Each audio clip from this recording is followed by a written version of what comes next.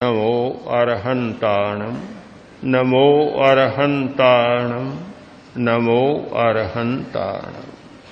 बहुत सारे ऐसे रोग हैं जिनका बाहरी कारण प्रतीत नहीं होता, न कोई जन्म, न कोई वायरस, न कोई पारिस्थितिक वातावरण, कुछ भी नहीं, किंतु रोग प्रकट हो जाता है। उस समय 6 जीवनी शक्तियां निर्मित होती है। प्रारंभ काल में भ्रूण और जब बनता है तो 6 शक्तियां पैदा होती है, जिनका नाम रखा गया आहार पर्याप्ति, शरीर पर्याप्ति, इंद्रिय पर्याप्ति, श्वासोच्छ्वास पर्याप्ति, भाषा पर्याप्ति और मनक पर्याप्ति। ये 6 पर्याप्तियां यानी जीवनी शक्तियां हमारे शरीर में विद्यमान है। आहार पर्याप्ति का केंद्र है यह कंठ का भाग, थायराइड का भाग। यह आहार पर्याप्ति का केंद्र है, जहां चयापचय की क्रिया होती है। बहुत महत्वपूर्ण भाग है ये। शरीर पर्याप्ति का केंद्र है हमारी नाभि। नाभि जो सारे शरीर की रचना का मूल आधार है, केंद्रीय है। महर्षि पतंजलि ने एक बहुत सुंदर बात कही थी कि नाभि चक्रे काय व्यूह ज्ञानम। नाभि चक्र से काय व्यूह का ज्ञान होता है। पूरे शरीर की रचना का, शरीर में विद्यमान तत्वों का ज्ञान नाभि चक्र पर ध्यान करने से होता है। नाभि का बहुत बड़ा संबंध योग में भी रहा है और शरीर की दृष्टि से भी बहुत बड़ा संबंध है। ये हमारा मध्यवर्ती केंद्र है। और शरीर पर्याप्ति यानी शरीर की सारी जो रचना हुई है, अब शरीर को जो निरंतर पोषण चाहिए, वह पोषण नाभि के द्वारा प्राप्त होता है। नाभि के द्वारा बाहर के पुद्गलों का निरंतर ग्रहण होता है और निरंतर वह क्रिया उसकी चालू रहती है। दोनों पर विचार करें, आहार पर्याप्ति और शरीर पर्याप्ति, दोनों का गहरा संबंध। तो एक कंठ का स्थान और एक नाभि का स्थान, इन दोनों में संबंध हो जाता है। योग में एक प्रयोग होता है कि थायराइड और एड्रीनल का संतुलन करना है। उसके लिए विधि बतलाई गई कि सीधे लेट जाओ, लेटकर और गर्दन को ऊपर उठाओ, लेटे लेटे गर्दन को ऊपर उठाओ और नाभि को देखो। यह बहुत महत्वपूर्ण क्रिया मानी गई है, नाभि दर्शन लेटे लेटे। इससे फलित होता है कि इस क्रिया से थायराइड और एड्रीनल का संतुलन स्थापित हो जाता है। योग में इसका बड़ा महत्व है, क्योंकि हमारी वृत्तियां जहां प्रकट होती है, सारी उत्तेजनाएं प्रकट होती है, वह स्थान और उस स्थान पर नियंत्रण थायराइड के द्वारा होता, इस स्थान से होता है। तो आधा घंटा का प्रयोग है। यह ब्रह्मचर्य के लिए भी इस प्रयोग का विधान है, सामान्य स्वास्थ्य के लिए भी इसका विधान है कि लेटे लेटे गर्दन को ऊपर उठाकर नाभि का दर्शन करें। दोनों में एक संतुलन स्थापित होता है। नाभि का और भी बहुत ज्यादा महत्व है कि यह तेजस शक्ति का केंद्र है। और तत्व की मीमांसा में अग्नि तत्व का स्थान है, जहां 5 तत्व माने गए, पृथ्वी तत्व, जल तत्व, अग्नि तत्व, वायु तत्व और आकाश तत्व। उसमें नाभि अग्नि तत्व का स्थान है। प्राण में समान प्राण का स्थान है, जो समान प्राण सारी उस क्रिया को करने वाला है। पाचन तंत्र के द्वारा जो पाचन होता है, वहां बतलाया गया आहार पर्याप्ति के द्वारा खल रसीकरण होता है। खल रसीकरण को आप वर्तमान की भाषा में चयापचय क्रिया समझ सकते हैं कि उसका खल को तो निकाल देना, अपचय कर देना और रस को आत्मसात कर देना। ये चयापचय की क्रिया, खल रसीकरण की क्रिया आहार पर्याप्ति के द्वारा होता है। तो ये दो पर्याप्तियां, हमारी दोनों जीवनी शक्तियां, जो स्वास्थ्य का मूल आधार है, आहार पर्याप्ति और शरीर पर्याप्ति। कौन व्यक्ति कितना जिएगा उसका सारा दायित्व आहार पर्याप्ति पर है। आयुष्य प्राण और आहार पर्याप्ति दोनों का गहरा संबंध है। जितनी आहार पर्याप्ति है उतना जिएगा। आहार पर्याप्ति अपना काम बंद कर देगी, आदमी की मृत्यु हो जाएगी। जैसे कोशिका के लिए चयापचय की क्रिया है कि कोशिका संख्या निर्धारित है कि एक कोशिका कब तक पुनर्जनन करती रहेगी। जब तक पुनर्जनन की क्रिया रहेगी कोशिका जीवित रहेगी, और पुनर्जनन की क्रिया बंद हुई कोशिका बिल्कुल मर जाएगी। तो यह संबंध आहार पर्याप्ति के साथ है। एक पारिभाषिक शब्द है ओज आहार।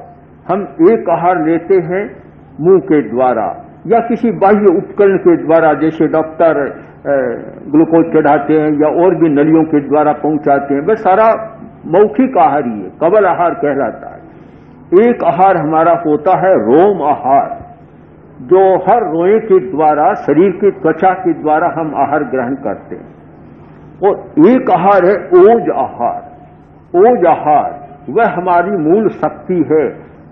जीवन के प्रारंभ के क्षण में, पहले क्षण में उस आहार का ग्रहण होता है, और जब तक वह आहार रहता है तब तक आदमी जिंदा रहता है। वो ओज आहार समाप्त होते ही आदमी मर जाता है।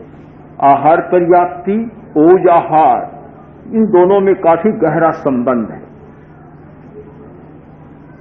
चार पर्याप्तियां। इंद्रिय पर्याप्ति। इंद्रिय पर्याप्ति का केंद्र हमारे मस्तिष्क में, श्रवण, चक्षु, इनके केंद्र हमारे मस्तिष्क में बने हुए। श्वासोच्छ्वास पर्याप्ति को वर्तमान विज्ञान की तुलना में जब देखें तो लगता है कि जो रेस्पिरेटरी सिस्टम है वह श्वासोच्छ्वास पर्याप्ति का केंद्र है। और भाषा पर्याप्ति और मनक पर्याप्ति, हमारी भाषा की शक्ति, भाषा का केंद्र, जिसके द्वारा हम बोलने के भाषा वर्गणा के पुद्गलों को, परमाणुओं का ग्रहण करते हैं, फिर उन पुद्गलों को भाषा के रूप में बदलते हैं और फिर उनका विसर्जन करते हैं, तब हमारी वाणी व्यक्त होती है। पर्याप्ति का तीन कार्य होता है। अपने अपने योग्य पुद्गलों का, परमाणुओं का ग्रहण करना, फिर अपने कार्य के अनुरूप उनको बदल देना, परिणमन करना, और फिर उनका विसर्जन कर देना, उत्सर्जन कर देना। ये तीनों क्रियाएं बराबर पर्याप्ति की चलती है। छठी पर्याप्ति है मनस पर्याप्ति। उसका केंद्र भी हमारा मस्तिष्क है। वैसे चेतना के केंद्र तो पूरे शरीर में बने हुए हैं, किंतु मनस पर्याप्ति का मूल केंद्र है वह हमारे मस्तिष्क में है। ये हमारी 6 जीवनी शक्तियां हैं। इनके साथ स्वास्थ्य का बहुत गहरा संबंध है। यदि आहार पर्याप्ति ठीक काम कर रही है, स्वास्थ्य अच्छा रहेगा। हम आवारा परमाणुओं को रोकने में समर्थ रहेंगे, स्वास्थ्य में आने वाली बाधाओं को पार कर सकेंगे, और हमारी जैविक श्रृंखला जो एक रोग प्रतिरोधक क्षमता है हमारी बनी रहेगी। यह सारा दायित्व आहार पर्याप्ति का है। शरीर पर्याप्ति का कार्य ठीक चलेगा तब तक स्वास्थ्य हमारा अच्छा रहेगा। जब आदमी इन पर्याप्तियों की स्वाभाविक व्यवस्था में कोई अवरोध पैदा करता है, वे गड़बड़ाती है, तब बाहर के चाहे कीटाणु हो चाहे जीवाणु हो अपना आक्रमण कर और रोगी बनाते। तो रोग प्रतिरोधक क्षमता को केवल एक तंत्र के साथ नहीं, इन 6 जीवनी शक्तियों के साथ जोड़ना है, जुड़ी हुई व्यवस्था है। आहार पर्याप्ति का काम ठीक चले, जब ये कंठ का भाग या थायराइड की क्रिया गड़बड़ाती है, चयापचय की क्रिया गड़बड़ाती है, आदमी बीमार हो जाता है। चाहे थायराइड का हाइपो चाहे हाइपर, दोनों अधिक क्रियाएं होती है, स्वास्थ्य गड़बड़ा जाता है।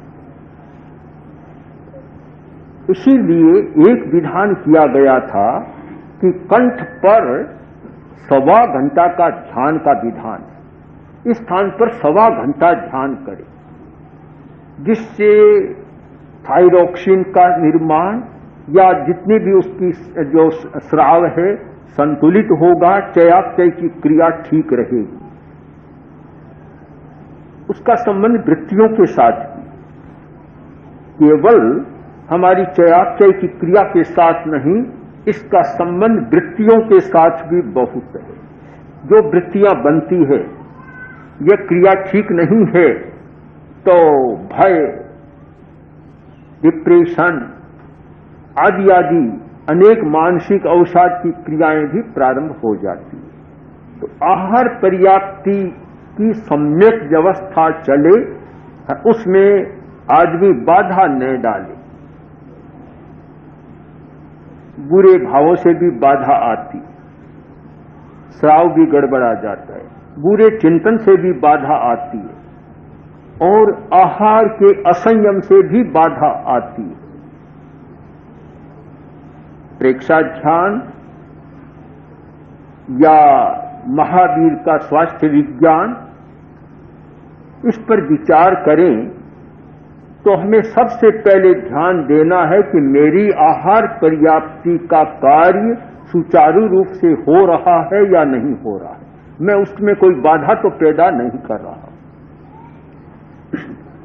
दूसरा प्रश्न है शरीर पर्याप्ति का, कि शरीर पर्याप्ति में आदमी बाधा डालता है। सामान्य भाषा में, लौकिक भाषा में कहा जाता है कि नाभि टल गई, धरण हो गई, नाभि टल गई। इसे कोई माने या न माने, नाभि टलने पर सारी स्थिति गड़बड़ा जाती है, शरीर की स्थिति गड़बड़ाती है, और नाभि को ठीक यथास्थान स्थापित किया, एकदम स्वस्थ हो जाता है, एक साथ स्वस्थ होता है। ये तो प्रायोगिक बात है, अनुभव की बात है। देखते हैं, जो बात स्पष्ट है वह चाहे किसी विज्ञान के द्वारा सम्मत हो या न हो, हम नहीं मानते कोई विज्ञान भी अंतिम सत्य है या और कोई असत्य ही है, प्रत्यक्ष हो रहा है। हमने डॉक्टर मनचंदा से, जो ऑल इंडिया मेडिकल इंस्टीट्यूट में कार्डियोलॉजिस्ट हैं, विभागाध्यक्ष सेवा के, उनसे पूछा कि हृदय रोग और प्रेक्षा ध्यान, इस विषय में आप इतनी रुचि क्यों ले रहे हैं? तो उन्होंने कहा कि मैं कोई मेडिकल साइंस की दृष्टि से रुचि नहीं ले रहा हूं, किंतु ये प्रयोग हो रहा है और प्रत्यक्ष लाभ मैं देख रहा हूं, मैं इससे जुड़ा हुआ हूं। प्रत्यक्ष जब लाभ हो रहा है तो मैं इसको अस्वीकार कैसे करूं? चाहे शास्त्र कोई माने या न माने, प्रत्यक्षम ज्येष्ठम प्रमाणम, प्रत्यक्ष सबसे बड़ा प्रमाण है। मेरी आंखों के सामने सब ठीक हो रहे हैं, इसलिए मुझे इसमें रुचि पैदा हो।